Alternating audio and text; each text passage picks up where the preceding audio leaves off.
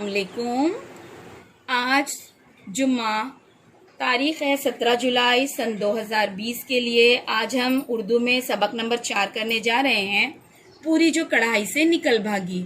ये सबक हमने परसों अपनी ऑनलाइन जूम की जो हमारी क्लास होती है उसमें हमने ये पढ़ लिए हैं, समझ लिए हैं, लेकिन चूंकि सारे बच्चे ऑनलाइन क्लास में नहीं आते इसलिए मैं उनके लिए ये सबक दोबारा पढ़ रही हूँ। किसी गांव में एक किसान अपनी बीवी के साथ रहता था। किसान का नाम था मनसा और उसकी बीवी का गुड़िया। मनसा के पास रुपया पैसा अच्छा खासा था, मगर घर में काम करने वाले आदमी कम थे।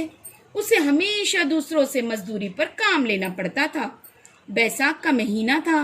मनसा के खेतों में गेहूं की फसल खूब हुई थी और खेत भी कट चुके थे। अब बालियों से दाने निकालने बाकी थे। सब किसान अपने अपने काम में लगे हुए थे। मनसा ने बहितरा चाहा कि कोई मजदूर मिले, मगर ना मिला। उधर आसमान पर 2-1 दिन से बादल आने लगे थे और डर था कि कहीं पानी पड़ गया तो सब दाने खराब हो जाएंगे। एक दिन मनसा मुश्किल से 5 आदमियों को फुसला कर लाया। घर में आकर बीवी से कहा कि ये लोग आज काम को आए हैं, दोपहर को उन्हें पूरियां खिलाना। कोई 11 बजे बीवी ने चूल्हे पर कढ़ाई चढ़ाई। कढ़ाई में तेल डाला, बेलन से बेल बेल कर कढ़ाई में पूरियां डालनी शुरू की। कुछ पूरियां पक गई तो बावर्ची खाने में किसान का बेटा बुद्धू जाने कहां से आ गया। नाक से बराबर सुड़ सुड़ सुड़ सुड़ करता जाता था। माँ ने हाथ पकड़कर खींचा और नाक पोंछी। कढ़ाई में जो पूरी पड़ी थी वो इतनी देर में जलने लगी। उसे बुरा लगा कि बुद्धू की माँ ने उसका जरा ख्याल ना किया। पूरी झट कढ़ाई में से कूदकर भाग खड़ी हुई कि तुम बुद्धू की नाक पोंछो, मैं तो जाती हूँ।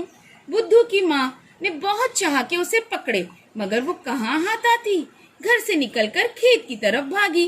रास्ते में मनसा और उसके दोस्तों के पास से गुजरी। उन्होंने जब देखा अच्छी पकी पकाई पूरी यूं पास से भागी जा रही है तो काम छोड़कर उसके पीछे हो लिए, मगर वो उनके हाथ ना आई। खेत से निकलकर पूरी को एक खरगोश मिला। खरगोश ने बड़ी तेजी से उसका पीछा किया। बी पूरी एक भट्ट में घुस गई। अंदर एक लोमड़ी बैठी थी। पूरी उल्टे पांव लौटी और ये कहती हुई भागी, बी लोमड़ी, मैं तुम्हारे बस की नहीं। लोमड़ी ने कहा, ठहरो तो, तेरी शेखी का मजा तुझे चखाती हूँ। वो पीछे लपकी, मगर पूरी थी बड़ी चालाक। उसने झट एक किसान के मकान का रुख किया।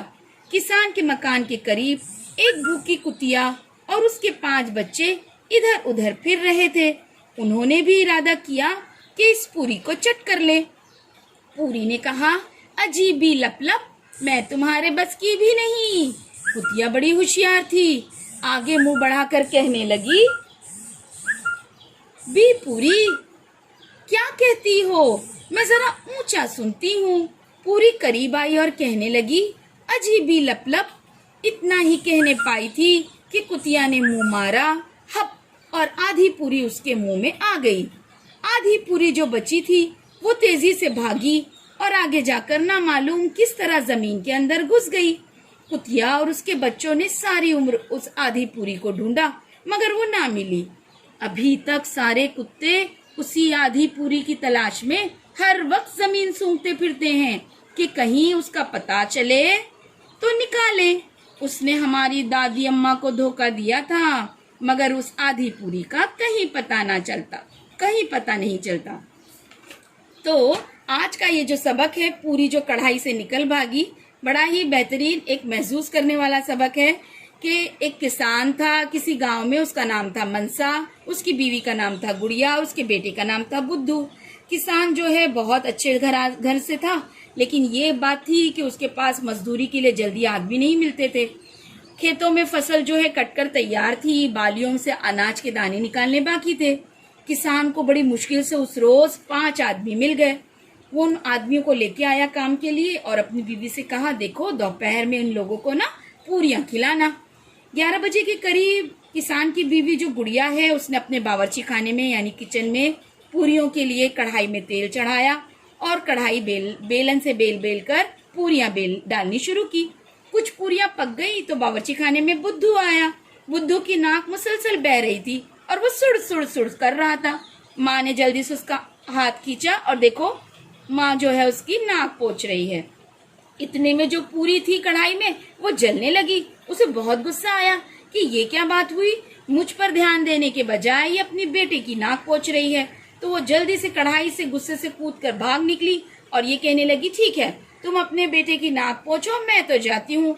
ये कहकर जो पूरी थी वो खेत की तरफ निकल भागी। रास्ते में उसे मनसा उसके दोस्तों के पास से गुजरी। उन्होंने देखा कि अच्छी पक्की पकाई पूरी यूं पास से भागी जा रही है। वो काम छोड़कर पूरी के पीछे भागे, मगर पूरी उनके हाथ ना आई। खेत से निकलकर पूरी को एक खरगोश मिला। आप तो जानते हैं बच्चों, खरगोश कितना तेज दौड़ता है, लेकिन वो भी पूरी को पकड़ नहीं पाया।